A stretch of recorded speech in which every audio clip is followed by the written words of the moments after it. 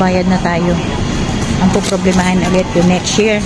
Pero kung gusto mo maka-discount ng 20%, bali bago mag-end of the year, bago mag-December, bayaran mo na. Bali naka-discount ka ng 20. Pero paglampas doon, 2026, 10% ka lang. Kaya ang discount ko dito, 10% na lang. Yun lang, okay na. Nakabayad na tayo ng utang. Okay na yan. Nakaraang ganito kong video, hindi ko na-upload. Yung 2024. Ababi,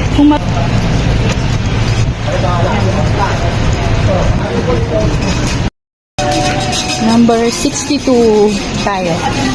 Number 62, nandito na naman tayo guys.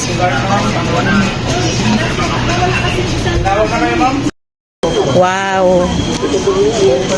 Parehas pa lang. Hindi pala ako sa 20%, 10% lang pala ako. Ano month of this year, pwede na kayo mag-buy for next year. Hanggang month of December po. Hanggang matapos ng taon na to, makapag-buy for next year. Sige po. Naka 10% discount lang po ako. Pero kung magbayad ka ngayon, month na to, na December, 20%. Eh, wala, 10% lang. Hindi na lang tayo ng number. Ito na. Meron na tayo.